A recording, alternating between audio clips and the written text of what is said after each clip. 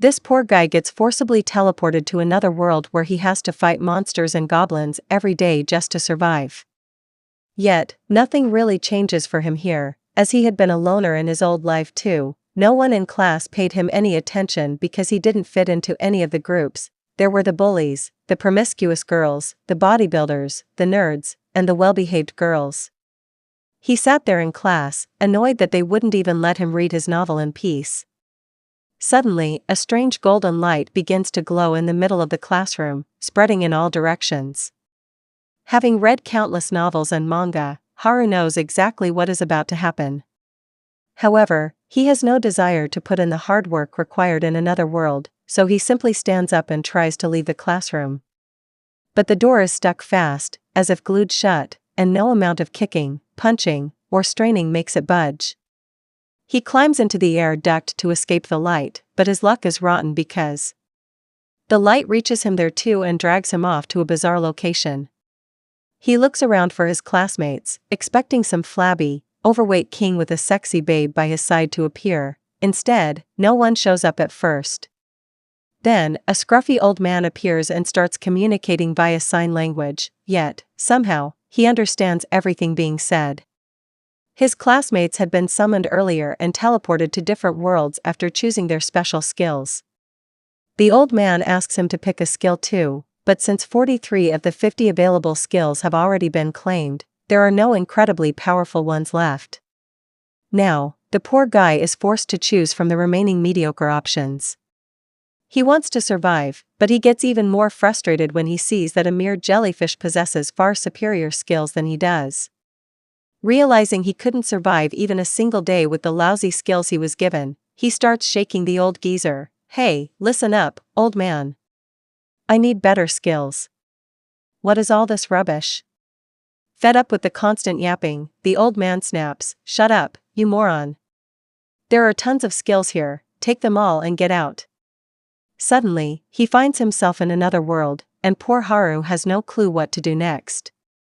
Just then, he spots a pouch on the ground. Upon picking it up, he discovers it has infinite storage capacity, though it currently contains only a pathetic, useless item. Next, he tries to check his status, but 2 dice suddenly appear in his hands. He rolls them, and they both land on M.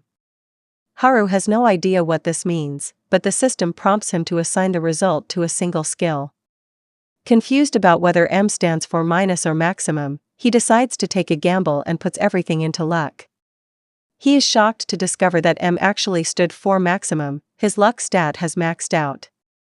He then reviews the lousy skills the old man gave him. One is loner, meaning he can't join any adventuring parties. He's destined to be alone here, just like in his past life. However, as a consolation, he was granted the servitude skill, allowing him to tame animals. He briefly wonders where his classmates are, but quickly dismisses the thought. What do I care? I'm better off alone anyway. First, I need to build a shelter. He starts making his way through the forest, but then a thought strikes him. What if a monster attacks? He opens his status screen again and retrieves a magical contact lens that allows him to see the stats of various objects. He then finds some edible mushrooms, stows them in his bag, quenches his thirst, and resumes his journey. Spotting a cave ahead, he prays that there are no monsters inside before venturing in to search for anything useful. As darkness falls, he brings out a lantern and a magical tent, setting up camp right there in the cave. Using temperature control magic, he lights a fire to keep wild animals at bay.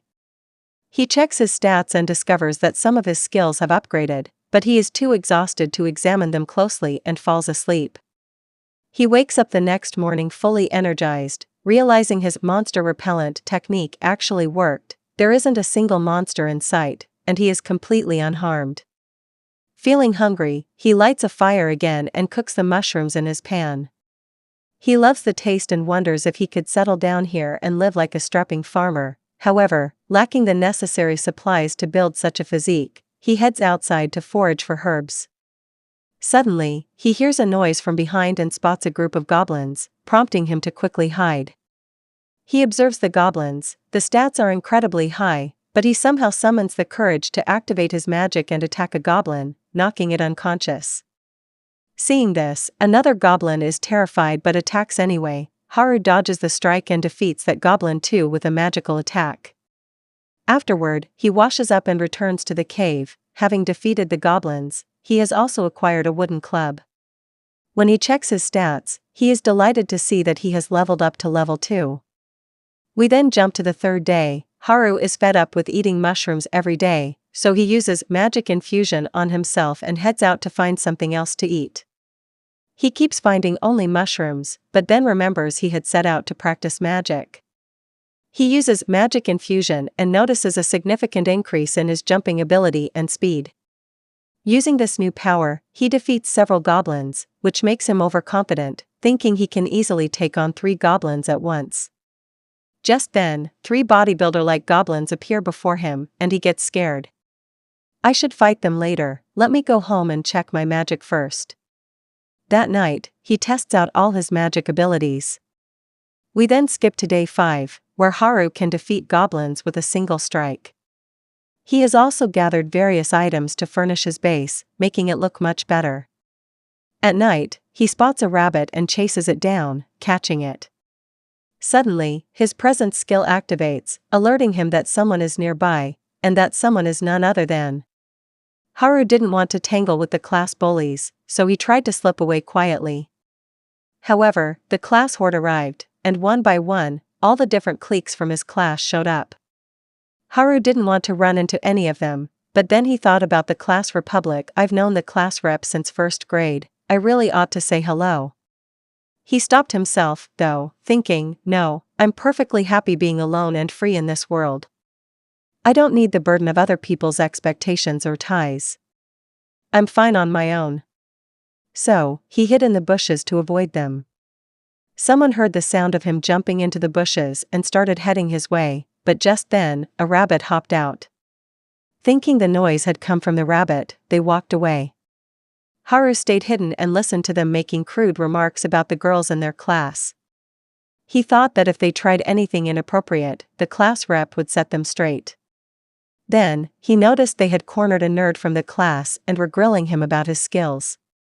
Shortly after, they left to rejoin the rest of their classmates. Haru, wanting nothing to do with any of them, returned to his cave. There, he saw that his loner skill had leveled up because he had chosen to avoid his classmates, though it had only reached level 3. This was likely due to his Master of None skill, which prevented him from focusing on any single skill, though it did mean he had become reasonably competent at a wide variety of them. Afterward, he went to sleep, but hearing the sounds of a fight outside, he went to check who was making the noise. He discovered the nerdy students from his class fighting against goblins. Haru considers helping them but realizes their levels are far higher than his, their skills are vastly superior to his own. Besides, everyone in his class was more talented than him, what need could they possibly have for his help? Just as he is about to leave, he spots some goblins moving in to attack them from behind. Remembering how the nerds had helped him in class, he rushes in to save them. After thrashing the goblins, Haru addresses the studious group. They are astonished to see him and thank him for saving their lives. Haru then takes them to his cave, where they are deeply impressed by the furnishings. They ask if he made everything himself, and he confirms that he built it all alone and lives there by himself, a revelation that leaves them stunned. Haru asks where the others are, the group falls silent, and the bespectacled student explains that the rest are fleeing. When they were first teleported there, all the students were in shock, but the nerds immediately grasped the situation and knew what needed to be done, while the girls were busy crying and the class representative was trying to calm everyone down. Just then, the bullies noticed that the nerds weren't afraid at all and threatened to hurt them if they didn't reveal everything. However, before they could act, a horde of goblins appeared before them. The sight made the girls burst into tears, and even the bullies collapsed to the ground in terror. But the nerds had been waiting for this very moment. Using their respective skills, they defeated the goblins, with the class bodybuilders pitching in to help. Afterward, the class rep led everyone to a safe zone where the nerds were teaching the other students how to survive in this new world. She assigned tasks to everyone, and they were happily going about their work, until a group of delinquent guys stood up, asked why they should have to do such chores, and walked away. The class rep tried to stop them, but no one listened. Following the herd mentality, many other students left as well. Seeing this, the class rep panicked, as only a few nerds and children remained to do the work, while the delinquents were busy lounging around. Meanwhile, the nerds were trying to save some children and realized they needed to enhance their own skills. That night, they observed the delinquents killing goblins to level up. The nerds overheard them plotting to use their newfound power to create a harem, and they reported this to the class rep, who then decided she needed to level up her own skills too. A few days later, those delinquents had learned to use puppeteer and charm skills and seemed quite pleased with themselves. Just then, the class rep arrived. They were delighted to see her, intending to use their skills to take advantage of her. However, the nerds intervened, attacking and defeating the delinquents. They used a seal skill to lock away the delinquents' charm and puppeteer abilities. With their plot exposed, the delinquents were expelled from the camp, but they leveled up and launched an attack on the camp, and after wreaking havoc, they leave, but not before warning that they will definitely return. Everyone is devastated to see their hard work go to waste. The nerds blame themselves, wishing they had done better, but the ungrateful classmates, both girls and boys, turn on them, blaming them for the entire disaster. The class representative tries to explain that it wasn't their fault, but no one is willing to listen. Unable to bear the humiliation, the nerds leave the scene. Shortly after this incident, they meet Haruka. Upon hearing their story, Haruka embraces them, saying, "My children, you've endured so much, here, eat up." A mushroom party ensues inside the cave, and Haruka begins to realize that there is real joy in not being alone. The next morning, as the nerds prepare to leave, Haruka tells them to travel safely and warns them to watch out so their classmates don't kill them. They intend to head into town to begin their lives as adventurers and invite Haruka to join them, but he declines. He then sets off to check on the rest of his classmates, but a monster attacks him along the way. He manages to fend it off and move forward. By nightfall, he reaches the area where his classmates had camped, but finds it deserted. He uses a skill that allows him to track footprints, and while following the trail, he runs into the girls from his class. Startled, he tries to flee, but the girls attempt to stop him. He refuses to halt until one of them pleads with him to stay. Her words melt his resolve. She explains that they are looking for the nerds because they have finally come to their senses and want to apologize. Haru is astonished to hear this. After all, in the real world, she would never have apologized to a nerd like him. The girls start crying, realizing they could never survive here without the nerds. Haru is confused about what is happening, but when he checks his stats, he discovers that his subjugation skill has turned the 3 girls into his slaves. They begin following him around like puppies and attack any monster he targets. Noticing that one of the girls is injured, he offers her a healing potion, but she carelessly tosses it aside. Frustrated by the situation, Haru considers deactivating the skill, but just then, the class representative arrives. He is so deep in thought that he fails to notice her until she shouts loudly right next to his ear, asking what he is doing there. She then demands to know why he is alone at night with so many girls. Oh boy, what do I tell her? That they've become my slaves?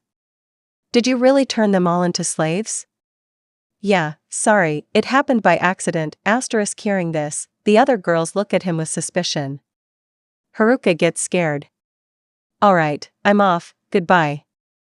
But the girls stop him. The class representative goes over to Shimazaki, shakes her, and asks what's wrong. Shimazaki says she is conscious. I probably shouldn't ask this, but, did Haruka do anything bad to you? Why don't you ask him these questions yourself? I'm leaving. However, the class representative scolds him and makes him sit right back down. Afterward, Shimazaki tells everyone what had happened to her. Meanwhile, Haru is sitting there, bored out of his mind. Man, they're really boring me. Wait a second, can I build a basement? He starts experimenting with his magic, but suddenly there's an explosion, and he sinks into the ground. The class representative pulls him out and mentions that Shimazaki has told them everything, that he had actually come there to help them all. Huh? I never said any of that. Oh well. Can I go back to my house now?